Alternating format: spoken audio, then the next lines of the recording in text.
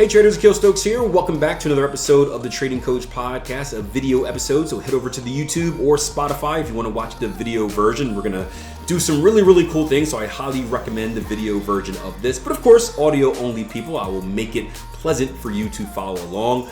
Today, I'm going to give you the long-awaited episode that you've been waiting for, the episode about trading personalities. We're going to talk about personality types and is there a specific personality type or specific personality traits that are necessary if you want to be a consistently profitable trader, and are there personality traits that lean for you to be one type of trader versus another type of trader. At the very end, I'm also going to take a personality test or two and kind of discover that about myself. This is something that I do every 5 years or so I am due, and we're going to see how closely it nails me. So I'm going to test the test. So the idea for this podcast came from a question I got, I don't know how long ago, but the question was, thank you for explaining. I've been testing continuation results as a part of my second round of backtesting, and it seems to be going well so far. Do you think certain people are wired a certain way when it comes to the markets? Like people will naturally either be continuation focused or counter trend focused. Not to say that you can't trade both, but you will always slightly lean towards one or the other. And again, I think this is 100% true. I am a counter trend trader. I am usually counter to most things in life, meaning I like to argue and take the other side, play devil's advocate. So it's no surprise that while everyone is zigging, I like to zag. Same thing with investing. When everyone sells, I like to buy. So I found out in myself that that is just my natural personality, and it's no surprise that I've taken better to counter trend trading, especially at the beginning of my trading career, versus trend continuation trading. Could that be a coincidence? I don't know, but I do firmly believe that, that personality stuff does matter. So without further ado, let's hop in. I do have some notes that I took because this is a pretty comprehensive episode, so I apologize for not making awkward eye contact with you the whole time. I can't see a thing like that. Okay. Ooh, there we go. Ooh, that's weird. I probably look really weird without glasses. But let's get started. And we're going to talk a little bit about the Myers-Briggs personality test and really the four types of battles that I guess come up when you're going through that test as far as your personality traits. So really quick, the Myers-Briggs type indicator is a questionnaire that helps to provide insight on how people manage their energy, how they process information, how they approach decision making, and really how they perceive life and manage their life as a whole. It scores people in four areas, right? These are these four battles that I told you about. Introversion versus extroversion, sensing versus intuition, thinking versus feeling, and judging versus perceiving. And understand that just the way these tests work, the same things like a DISC assessment, a DISC assessment, or the other personality test, it's going to grade you on one or the other, but it doesn't mean that you're all the way towards that one. So if you can imagine like a circle, and hopefully I put up like a DISC assessment graphic to show you, you're not all the way in, let's say, I for introversion. You're just weighted more I versus E. And what it does is it plots it somewhere in that area. So please don't go into this thing thinking that you have to be fully one or fully the other. I don't think any of us are that way. We'll see when I take one of these tests later. But it's a range, and it's just trying to see what are you more weighted towards versus the other. So let's start with battle one. Right?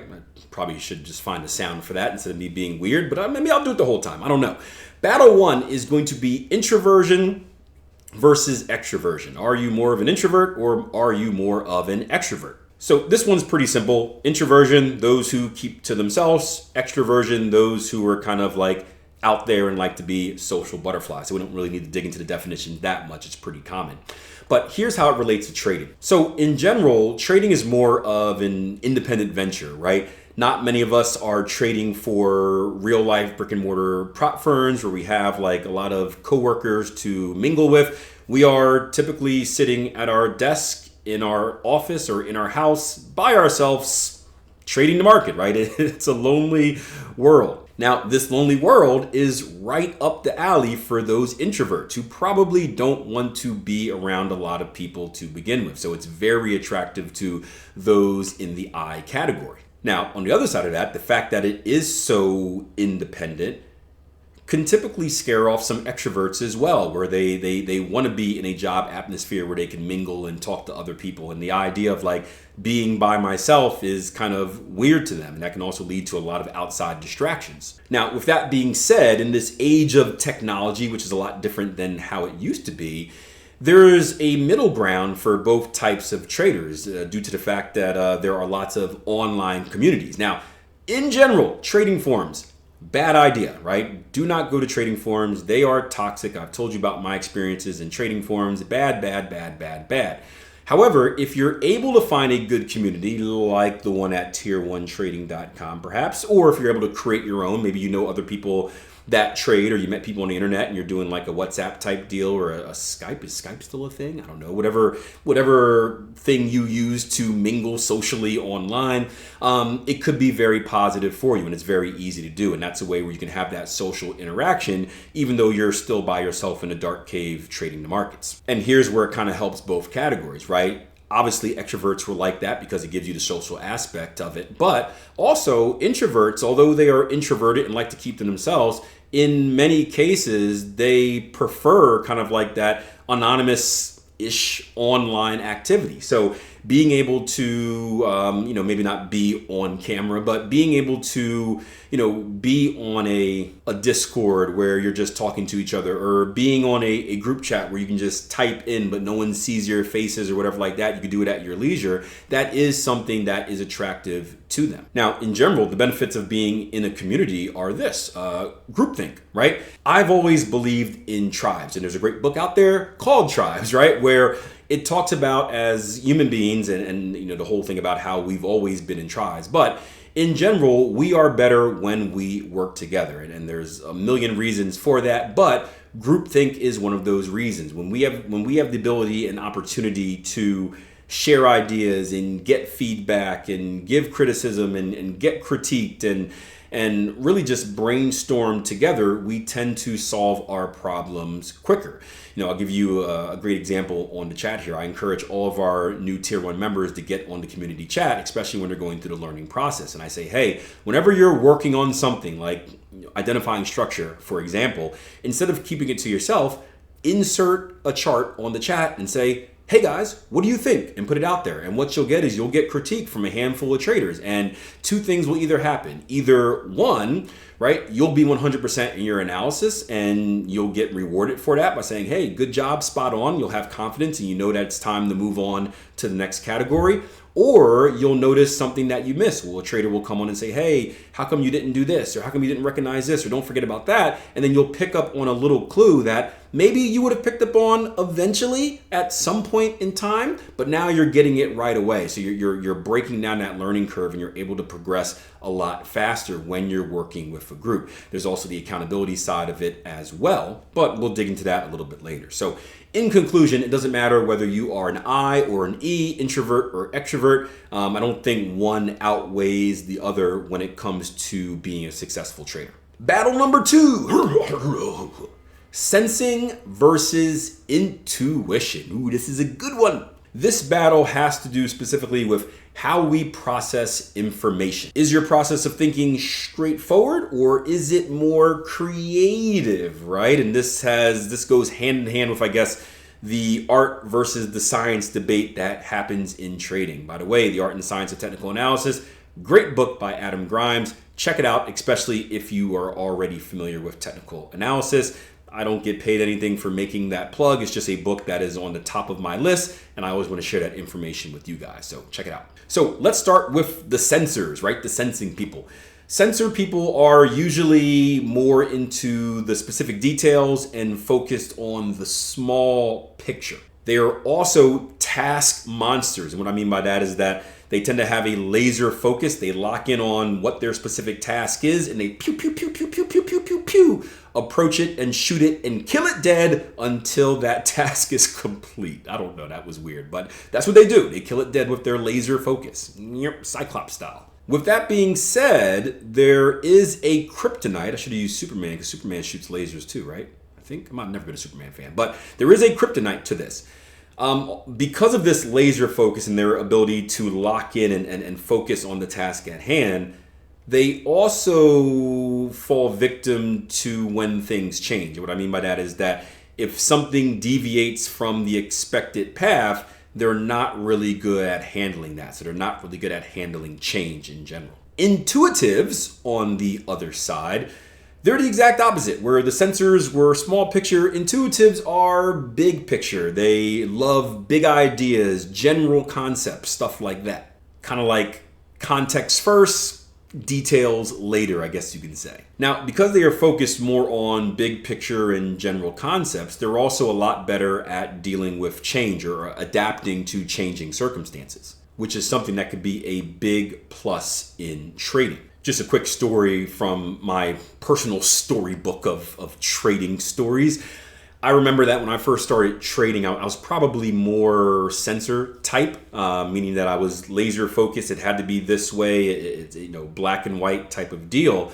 And I thought that trading would work the exact same way forever. And I was really shell shocked when I was live trading for a few years and the markets hit a condition that I didn't experience before. This would have been the 2012, 14 or 12, one of those years of low volatility, where I'm used to the markets having this nice flow, this nice steady kind of state, this average true range, which is normal, and then boom, all the air got sucked out of the market and things didn't really move. And I didn't really know how to deal with that. I was stubborn and I stuck to my plan, and my plan wasn't working the same way that it was supposed to work. And that was the first time that I was able to make kind of adjustments in my trading and I guess shift over to more of the intuitive side and say, hey, although I have this general concept for how I want to trade, I can't be so stubborn and focused about these same small details. I have to be able to adapt and change with these market environments, with these changing market environments, if I want to survive. I needed to adapt or die, I guess you can say. So when it comes to the battle, right, between these two, this one is a close one because I think both traits are needed. So maybe the best thing is to be somewhere in the middle of that quadrant, right? And I say that because in trading, the devil is in the details, right? So this is the sensor side of things where, you have to be very detail oriented to be a successful trader.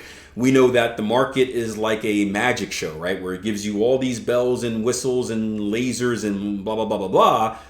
All this junk, crap, I guess you can say. But within all of that, there's a tiny little clue, and that's the clue that's going to give you big profits. So you have to be able to focus, ignore the noise, lock in on your clue in order to consistently extract profit from the market. And in order to do that, you must be very methodical in your approach. We talk about routines a lot, where it's like, hey, treat your trading like a business. Professional trading doesn't mean you have to wear a suit and a tie. It doesn't mean you have to go into an office. It means you're treating your trading like a professional. You're not just waking up any time in the day and being like, I guess I'll trade now, right? You're very specific with when you wake up, when you do your pre-market analysis, when you do your post-market analysis, when you do this, when you do that, when you do annual or quarterly reviews, right?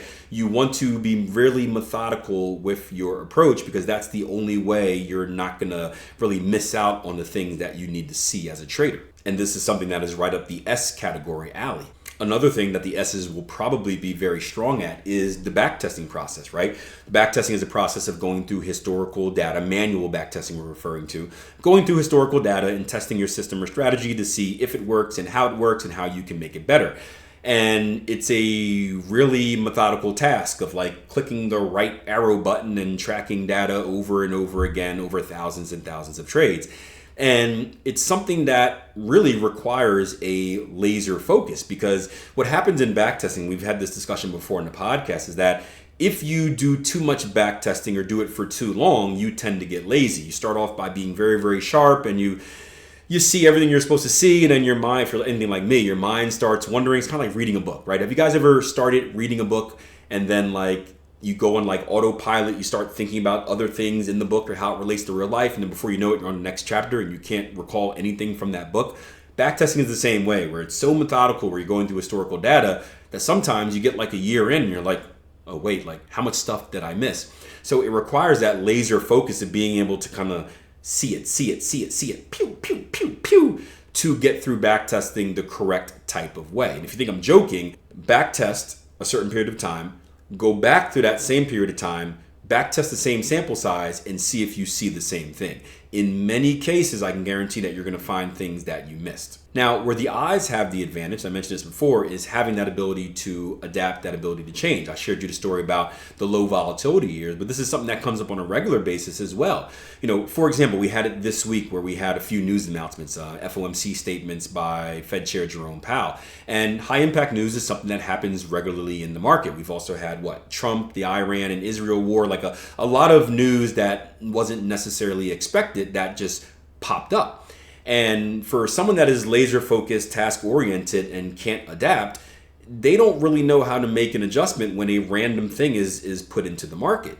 For someone in that I category, they're better at dealing with that. When you've thought of the story for one way, then all of a sudden a new character is introduced or a plot twist is introduced that throws off your original prediction, they're better at being able to predict that or being able to adapt to that. And that's something that happens in the market on a regular basis. Specifically in the Trump era, this is the second one we've had. I was talking to someone this morning about it.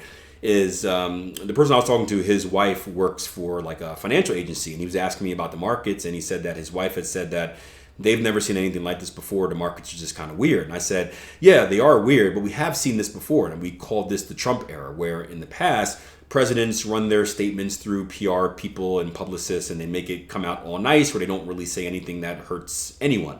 Trump, on the other hand, is very direct. He'll come out and say, F you, or F this, or fire this person, fire that person, with no kind of filter. So it's direct to consumer, I guess you can say. And what that does is it causes the market to react and go a little crazy, and it can be very disruptive to your trading. So the ability to deal with that and adjust to that is, and other things, that's just one example, is very important in trading. So the magic question is, Akil, which one is greater than the other or better than the other? And unfortunately, I don't have an answer for you.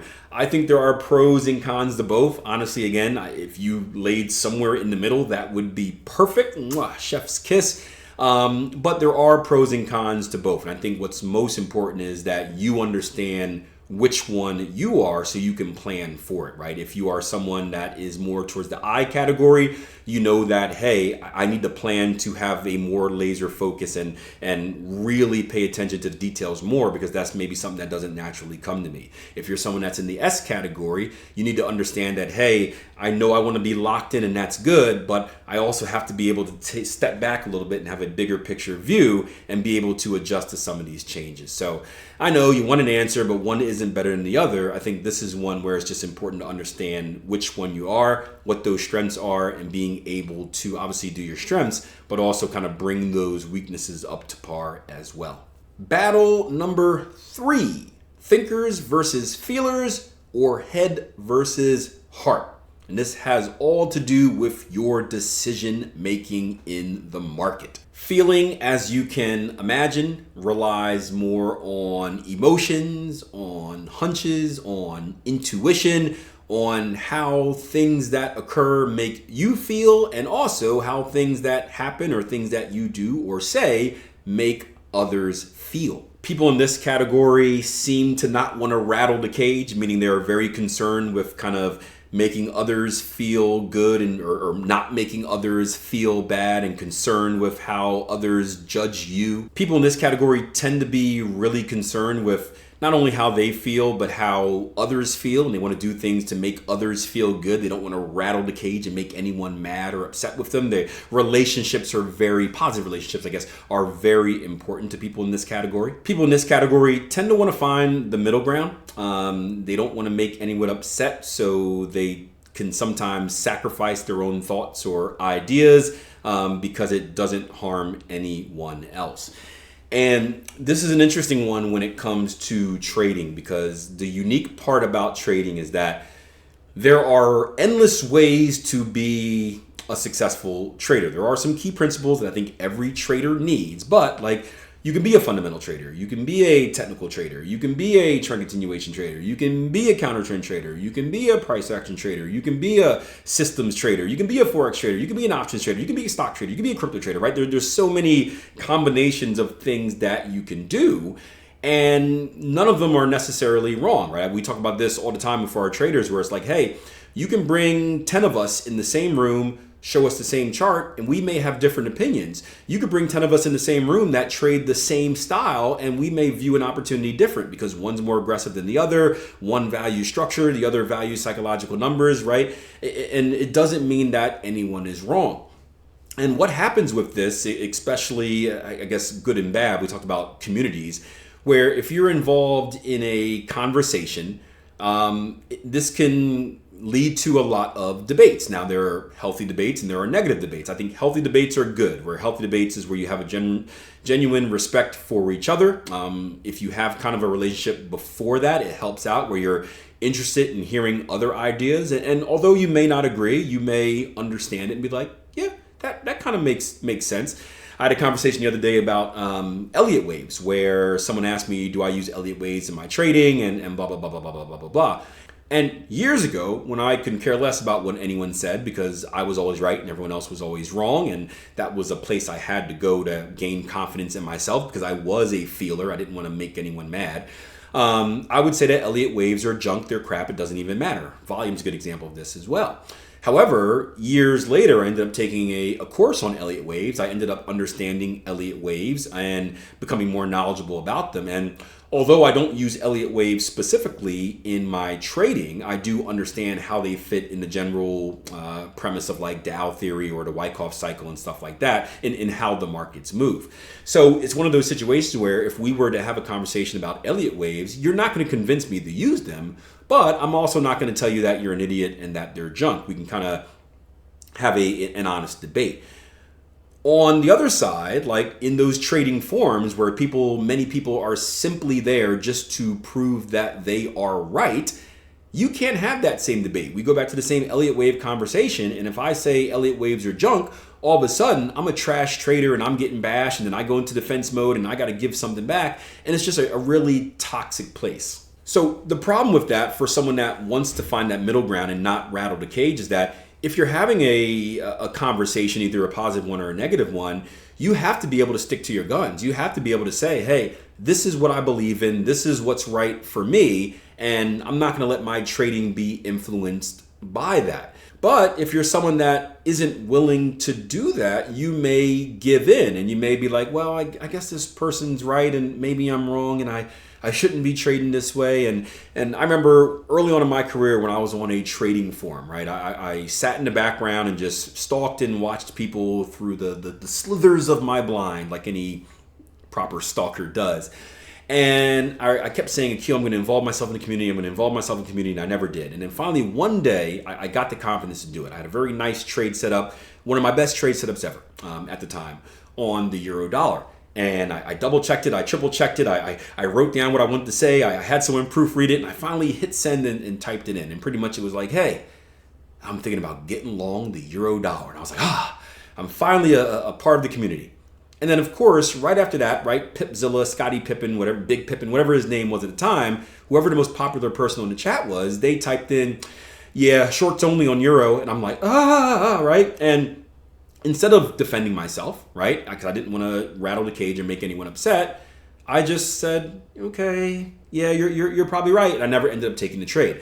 Long story short, the trade ended up winning. I would have made a lot of money on it, but I didn't, all because I wasn't willing to stick to my guns, and I was, in a way, people pleasing by just giving in and taking the path of least resistance. So I'm not saying there's anything wrong with making people happy, but there is a point where you have to be stubborn, and it does come with confidence as well. You have to be stubborn and stick to your guns, stick to your style of trading, and trust that you did the work and proved it to yourself that this is the right way for you to trade, even if it's not the right way for someone else to trade. Now, the thinkers, these tend to be the more logical traders, where they're more logical, they're driven more by analysis, they're more quantitative, and they kind of understand or at least take in all different factors of everything in the world before making a decision. It reminds me of like Doctor Strange and Avengers Endgame, where they're getting Thanos is kicking their butt on some like planet, and he's sitting down. He's like, I'm gone through a million different calculations of ways this can end, and only one way makes it, right? All that stuff. He's taking everything into account. Brain is spinning to try to find the solution. Now, needless to say, traders who show this personality trait tend to detach themselves from emotions. They can care less about how people feel about them. It's like, hey, this is what works. I'm going to do it this way. And again, it's a very positive thing to be stubborn in trading. It may, but if you take it too far, and again, this was the younger me, then you're going to get into some pretty bad conversations where, maybe just because this is the right way for you, it means that it's the right way for everyone. So I do think we have to find that middle ground of understanding that, hey, this is the right way for me, but someone else can have a right way of their own, right? So, just be ready to fight some. And again, that was me, where I was battling everyone in the world that didn't agree with what I agreed with, but it was something I had to work through. And in general, I think the working through part of it is more of a confidence thing, where it's when you don't fully have confidence in yourself, you tend to want to argue and debate more, and you're not really open-minded. Maybe it's just me having so many years in the market, but I think as you've gained more confidence in yourself and as you have the results to back it up, then you don't have to defend yourself by saying this is the right way or not. You're just kind of like, okay, look, it works for me. You can think however you want because it doesn't really affect my money, versus like you trying to prove yourself. So I think it's a lot of that as well. But in general, when we have the battle between the two, I think this one's pretty obvious.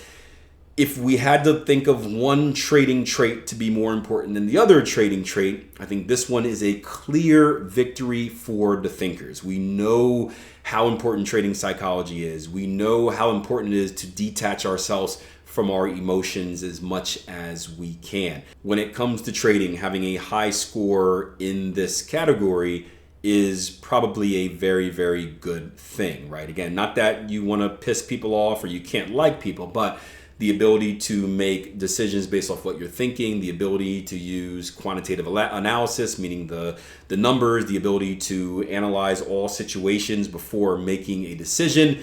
This is a much stronger trait than just kind of doing things off of feel or basing decisions off of how it makes you feel, right? I mean, that's revenge trading, right? Greed and fear, right? I took a trade because I'm angry. I'm making a decision based off my feelings. Or, I just had 5 winning trades in a row. I'm going to take another one. Now I'm basing a decision off of greed because I feel like I'm unstoppable. Those are things that we don't want to do in trading. So the further away you are from that category, you're probably going to see more traders venture in that area. Battle number 4, right? Perceiving versus judging. And this has all to do with time management, preferences, organizational skills, or chaos on the other hand. How you manage yourself and how you manage your time, I guess you can say. So let's start with the judger, right? The judger is typically more like a planner, right? They are really, really structured. They like schedule. They don't like spontaneous acts of stuff, right? So like sudden changes, as I mentioned before. They're usually considered to be very reliable, very responsible. They have a plan, and they tend to stick to that plan methodically. Judgers also tend to work from the inside out, and this is like when it comes to like goal setting and stuff like that. And what that means is that they take the time to understand what they want to achieve, and then once they understand that, then they start creating paths and techniques and tactics to achieve that said goal. Now, with that being said, they aren't really good at adapting. You'll see that with a lot of people that are very strict in how they write things out. When something has to change, it's very hard for them to change as well. And this is another interesting one when it comes to trading, because remember what I shared with you in a previous battle.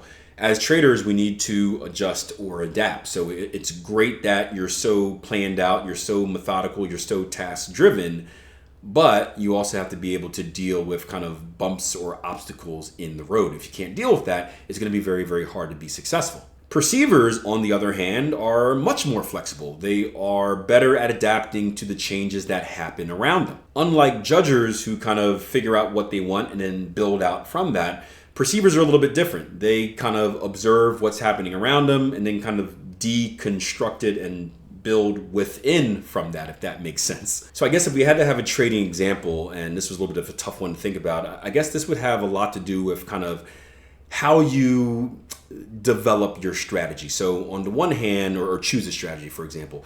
On the one hand, you have the judgers. So let's say a judger is like, hey, I know that I have a busy work schedule. I don't have the ability to day trade. I can only check the charts blank hours a day. Therefore, I need maybe a strategy that needs to work on the daily chart.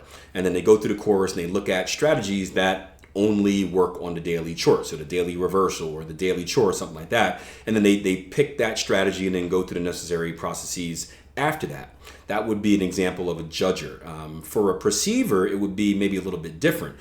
They would understand that maybe they have, again, same situation, they need to be on a daily chart, but instead of choosing a strategy that is specifically already said that, hey, this is supposed to work on the daily, they're probably more likely to take a strategy that they like, where it's like, oh man, I really love this trend continuation strategy, let me use that, and then deconstruct it, work it, add filters, and see if it works on the daily. So I'm not sure if that example necessarily made sense, but I think the perceivers are more likely to take something and adjust it and tweak it to achieve ultimately what they want to achieve, where the judgers are more likely to search for something that kind of already fits in that category and go outward from that. So this is another one that's up in the air. I don't think you're dead wrong if you're one category. I don't think you're dead wrong if you're the other category. You can certainly be successful being both. You just have to understand where you lie. So one thing I would say about the judgers or the planners is this. I love the fact that they are so strict about creating like time-based goals. I believe that is needed in order to be successful. I'm a big goal person, and having a time-based goal allows you to stay on task. It stops you from like just sitting on your butt and being, procrastinating until the end of time. But the one thing I would say, and this is where the adaptation thing comes in, understand that your time-based goal will change in trading, right? There's, we get asked all the time, how long does it take to become a successful trader? And typically it's anywhere between 6 to 18 months. And that is a long timeline. That's between half a year and a year and a half, right? So why is it so big? And it's because everyone is different. One, everyone learns at a different rate. Two, depending on what type of strategy depending on what type of strategy you choose, it could take you longer or shorter. If you pick up a strategy that is already self-made, you're not making any tweaks or changes to it, all you need to do is backtest it, and then boom, you're good to go. If you're someone that plans on taking a strategy, deconstructing it, maybe tweaking it, adding filters and making it yours, that process is going to take a lot longer. The same thing with backtesting. How many, what time frame are you backtesting on? How many pairs are you going to put in your portfolio, right? Not to mention when you get to live trading, that learning curve of dealing with all those psychological demons is different for many as well. So you never know where you're going to be at on that timeline, or how often or how long it's going to take, I should say. So if you are someone who is a judger, a planner, and you've given yourself a year to be successful, and you start creeping up on a year and you're not there yet, instead of trying to rush through the process or calling yourself a failure and quitting, you need to be able to reevaluate at certain checkpoints and just say, hey, I would like to be at this area by a year, but if not, I'll go back and readjust that. And for any of you guys that are on the platform that deal with that, this is why I recommend the accountability session so much, because you have that time-based accountability where you talk to Jason, he's like, hey, come back in 3 months and we'll reevaluate. And that reevaluation means that, hey, maybe you've achieved what you wanted to achieve in 3 months. Maybe you've achieved more and we adjust the timeline. Maybe you haven't gotten there yet and we adjust the timeline as well. So just the understanding that it is a fluid process is very important. So again, judgers versus perceivers, probably even once again. But what's more important is understanding which one of those categories you fall under. So now it's the fun part. Let's figure out where AKIL stands on these tests. And again, I do tests like this every 5 years, and it's very interesting to see how I've changed. I haven't done these before. Usually I do like a disassessment, or like 16 personalities is one I've used before, which is really good. So this is my first time taking this. This one right here is going to be the Myers-Briggs test, I believe, and it's on a website called, yourselffirst.com. I literally picked it because it was the first thing that came up on Google, so I don't know how good or bad or accurate it is. I'm just going to take it because it's fun. I'm not going to walk you through this one. Rather, I'm just going to come back and give you the results. That way I can show you where I lie on all those 4 battles. The one I am going to walk you through, meaning that you will sit with me as I take these tests, are going to be this one right here. Tradingpersonalitytest.com. Cheesy name. I just think it's interesting because I know where I'm at as a trader. I think it's always interesting to see if these tests can directly kind of figure out who I am or who I'm not. Let's just see how accurate it is. So I will take you through this one step by step, and we'll see what it says. But again, there's no magic test to these. I like 16 personalities personally, or a DISC assessment in general. That's what I use in a lot of my other kind of businesses and stuff like that. But this is a podcast. It's my podcast. It's fun, and I've never done these before, so I think it'll be pretty cool. All right, so I just finished the Myers-Briggs one. You can see it on the thing calculating right now. It does ask for your email, so you got to give that away to get your results, right? Figured that would happen, but look at that. And then it tries to sell me something, but let's actually see what it gives me without having to pay for it, because that's dumb. So I waited a few minutes and I got nothing as far as test results from that first place, only an email that wanted me to buy stuff in order to see what my personality is. They should know my personality is I'm not going to fall for that. So we'll scrap that. I went to the trading specific personality one, found out that that was ran by some trading company and they wanted information like, name, where I'm located, my trading account size, right? Stuff like that. So I don't want any parts of that because I know what that is. I'm going to get spammed with emails and offers and blah, blah, blah. So I found another test and I took it, and I want to read you through some of the results and a little bit of the comparisons that are between the different categories. So I came out as an ESTP, and I make up 2.8% of the population. Minority, yes. Minority times 2. Yeah, right? I was extroverted, which is action-oriented, outgoing, expressive, hands-on. Sensing, traditional, realistic, practical, detail-oriented. Thinking, logical, reasonable, level-headed, values fairness. And perceiving, spontaneous, flexible, open-minded, and adventurous. And I want to read to you some blurbs between the two. So let's start with extroverted versus introverted. Extroverted people will be more comfortable discussing ideas openly, while these types of conversations will generally be difficult for those who are I dominant. As a trading coach and a track and field coach, yes, I'm very comfortable expressing myself and discussing open ideas, looking at it from both sides. In a meeting setting, E's will tend to be more dominant.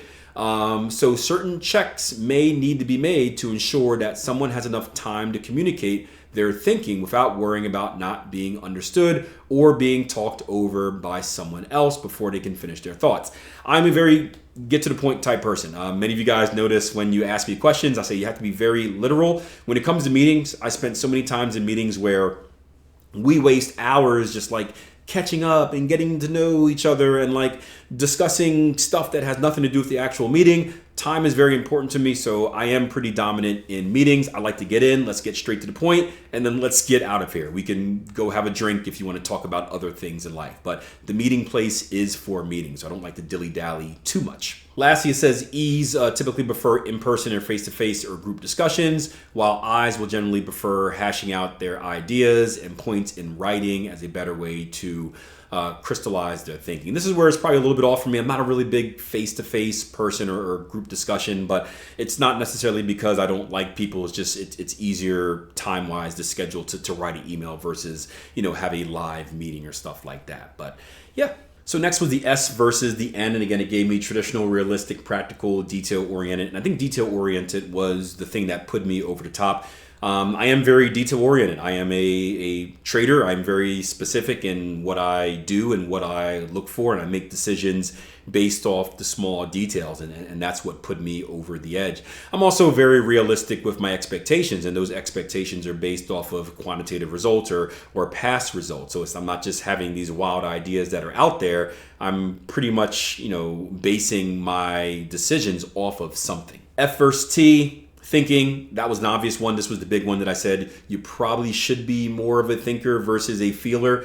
And I scored the highest in this, I think, 63%, where I'm logical, reasonable, level-headed, and value fairness. Again, I don't make a lot of emotional decisions, whether it's with relationships, which is what the test usually gears it off of, or whether it's in the markets. And that's something that has, I've always been like that. I think I'm getting more emotional because I understand social norms and empathy a little bit more, but generally I'm pretty cold-hearted when it comes to decision making. It's like do what's right, and emotions are secondary. So again, no surprise that I scored there, and like I said, most traders should score, I would think, pretty high on that. Next was P and J. I was perceiving, spontaneous, flexible, open-minded, and adventurous, and although that's Maybe not me in real life. I think a lot of those questions were, do you strive to be better? Do you strive to improve? And this was one of the interesting debates that we spoke about, where they both had their pros and cons. And I think what put me over the top, and this is what changed in my career,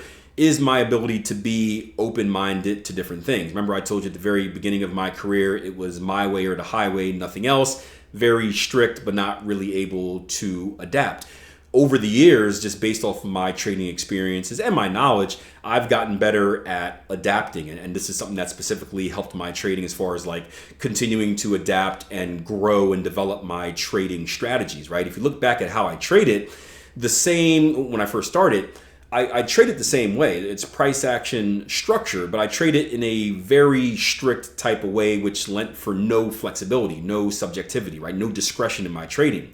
You fast forward 15 years later, I'm still trading off of the same principles, right? Structure is still the spinal cord or the backbone of my trading.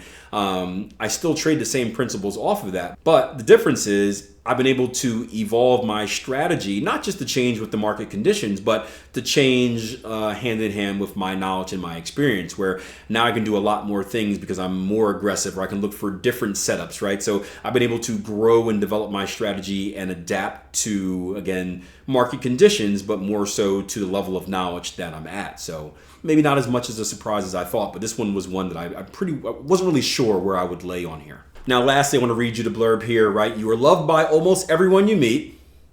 You have your own brand of humor. Live room members, podcast members, you guys know that. And others are drawn to your charisma. You love to be at the center of the attention. That is not true. You always try to be straightforward. That is true. A trait that others often appreciate, and you rarely sugarcoat things, right? For better or for worse. Yeah, that's certainly true. You are a great problem solver. You are very resourceful and able to adapt easily when necessary. You tend to think critically and logically when making decisions, rarely letting your emotions cloud your judgment. When confronted with a problem, you try to use the information available to make the best decision, hoping for the best. That is trading, guys, right? We are using the information we have available to make the best decision. You place a great deal of trust on your own judgment. We spoke about this earlier, where I trust myself in how I trade versus others, which is based solely off of your unbiased logic and reasoning. You have little tolerance for initiative judgments. Rather, you prefer to evaluate the information available to you and make decisions quickly. You have initiative, and others often describe you as a doer. You are very competitive, and you're always pushing yourself to be the best. So spot on, right? Trading and everything else in life. This helps you become very successful in life, particularly in your career. It's like, you know me. Because you are very detail-oriented and may have a difficult time thinking about bigger concepts or theories, you would much rather focus on realistic possibilities that are practical rather than big ideas with limited practical importance. This is where sometimes I fail on the business side of things. And this is why, me and Jason we work so well together. Jason is really great about thinking big picture, these big, massive ideas. I'm more so of, again, a contrarian, where it's like, can we really do that? Are you sure that will work? Right? I don't shoot, even with my trading, home run trades. I shoot for home run trades, but in general, guys, when you see me take trades, I'm counter trend. I tend to get in, get out, be realistic with what I can get from the market, and not shoot for too many big home runs. So I'm getting better at that. But again, that's how I interpret what that passage just said. At times, it may be hard for you to see the big picture or look too far into the future, and you may get caught up in details of the present moment instead. You're not afraid to take risk. In some cases, this can be a positive trait, like becoming a trader in the first place, right? Quitting my 3 jobs and going for it. However, these risk-taking tendencies often make you prone to poorly thought out decisions. And this one's a little bit true. I do have a lot of poorly thought out decisions, right? But it doesn't really put me at risk. So just in general, if you can imagine me in a business meeting,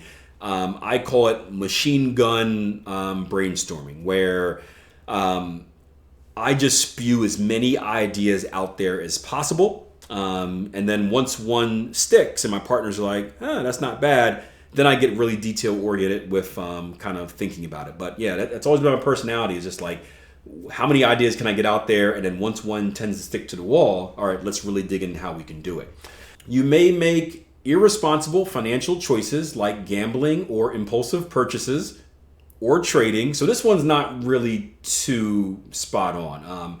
I did go through a gambling phase, but I don't know. Maybe that's a bad decision. I was very smart about my gambling. I never wasn't a degenerate gambler. I never gambled money I didn't plan on losing. So I definitely don't make impulsive purchases. I am the exact opposite. So I got to disagree with this one.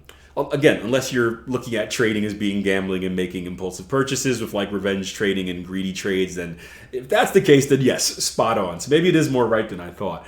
Aside from this, your impulsiveness may make you prone to difficulties in other areas of your life. You are constantly seeking new and exciting things, making it hard for you to focus in school. Yeah. Always thinking about the next instead of the now. It is critical that you continually practice keeping your impulses in check.